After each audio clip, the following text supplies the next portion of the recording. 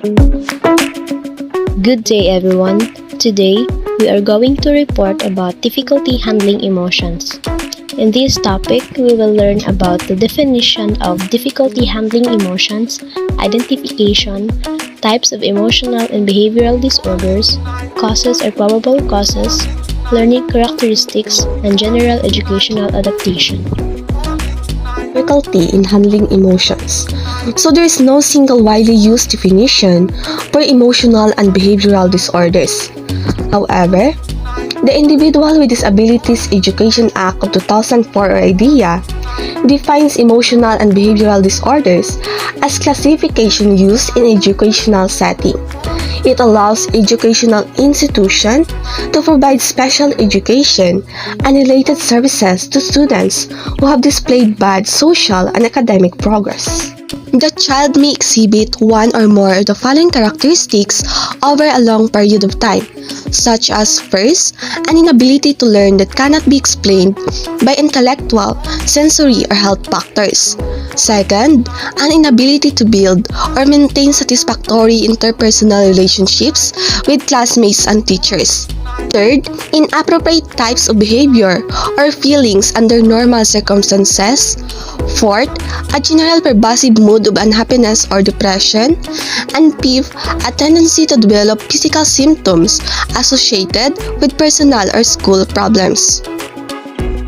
The Council for Children with Behavioral Disorder proposed a definition of emotional and behavioral disorder as a disability characterized by behavioral or emotional responses in school programs so different from appropriate age, cultural, or ethnic norms that they adversely affect educational performance. Lastly, they are unresponsive to direct intervention in general education, or the condition of the child is such that general education interventions would be insufficient. Identification. First is the systematic screening. Systematic screening should be conducted as early as possible to identify children who are at risk for developing serious patterns of antisocial behavior. Most screening instruments consist of behavior rating scales or checklists that are completed by teachers, parents, peers, or children themselves. Lastly is the Functional Behavior Assessment or FBA. It is a systematic process for gathering information to discover a problem behavior's function or purpose for the student. We have two major types of behavioral functions of problem behaviors. First is the positive reinforcement. It is to get something the student wants. And the negative reinforcement, it is to avoid or escape something the student doesn't want. The results of FBA can point to the design of an appropriate and effective behavior intervention. There are two types of emotional and behavioral disorders. First, externalizing. It is uncontrolled, acting out of control. Behavior described as aggressive, arguing, impulsive, and non-compliant. Second, internalizing. Over-controlled, inhibited style. Behavior described as withdrawn, lonely, anxious, and depressed. In this part, I'm going to discuss about the causes or the probable causes of difficulty in handling of emotions. First is the biological factors related to development of behavioral disorders. There's such as the heredity, the transmission from parent to its child. Also, through genes, through physical appearance, also to intelligence, aptitude, and attitude. Environmental etiologic factors. Of course, child's interaction towards the physical environment. Example of these are the behaviors of parents, relatives, peers, and groups that good to imitate. RAD is a condition where the child doesn't form a healthy environmental bond with their caretakers or families. And the other one is the early psychological trauma from abuse or neglected. This is also known as the reactive attachment disorder or RAD. At this part, we will identify what are the learning characteristics of students who are suffering difficulty at handling emotions. Children with externalizing problems exhibit antisocial and aggressive behavior. Children with internalizing problems are withdrawn and lack social skills needed to interact effectively with others. It is difficult for them to express their thoughts and what they feel. As a group, students with emotional or behavioral disorders perform academically 1 or more years below grade level. Next is a large number of students with emotional or behavioral disorders also have learning disabilities or language delays. It is because they have a problem expressing what they feel and they are lacking social skills that affected their learning and language skills.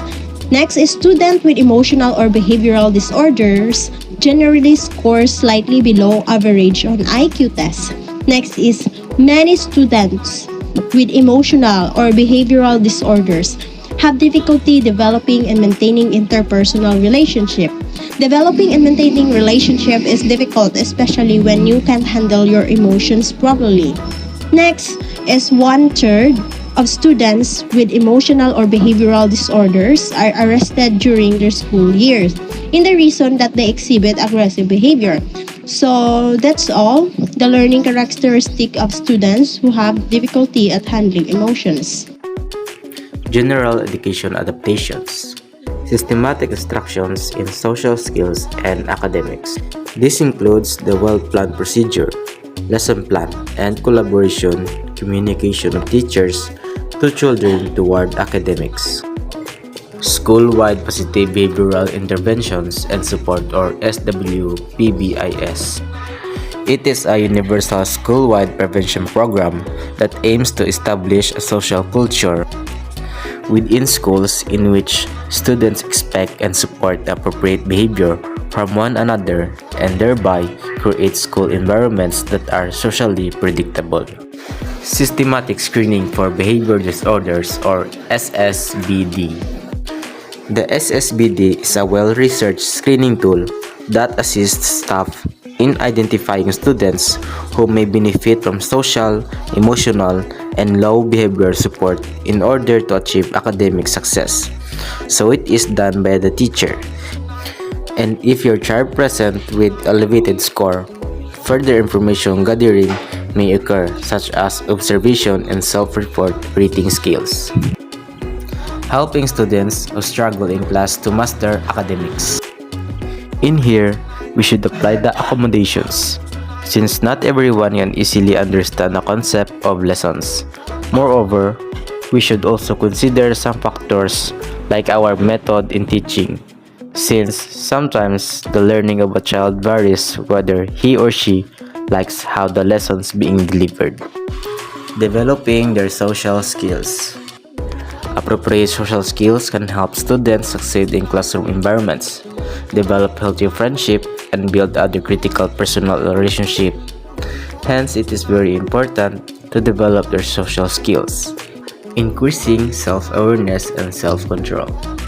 We can aid child in developing self-control by sometimes call out their attentions if they became more aggressive and they committed something that out of control, and talk them about it clearly, simply, and often about behaviors that matter.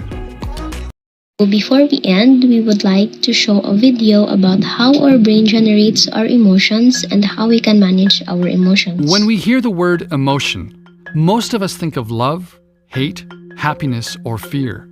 Those strong feelings we experience throughout life. Our emotions are the driving force behind many of our behaviors, helpful and unhelpful. Just where do our emotions come from? Our brain is wired to look for threats or rewards. If one is detected, the feeling region of the brain alerts us through the release of chemical messages. Emotions are the effect of these chemical messages traveling from our brain through the body. When our brain detects a potential threat, our brain releases the stress hormones adrenaline and cortisol, which prepare us for a fight or flight response. When we detect or experience something rewarding, such as someone doing something nice for you, our brain releases dopamine, oxytocin, or serotonin. These are the chemicals that make us feel good and motivate us to continue on the task or behavior. In these instances, the feeling region of the brain kicks in before the thinking part. Sometimes the reactions of the feeling brain are so strong that it dominates our behaviors and we're unable to think rationally in the moment. Our emotions hijack our brain. While many of our emotional responses happen subconsciously, our thinking can influence our emotions, and sometimes this can be unhelpful. Just thinking about something threatening can trigger an emotional response. This is where we can manage our emotions with conscious thinking. Our emotions play a powerful role in the way we experience the world. Understanding and regulating our emotions through our thoughts and behaviors can help us take greater control of our brain and achieve our goals. That's all, and we hope that you learned something about our discussion today. Thank you for listening.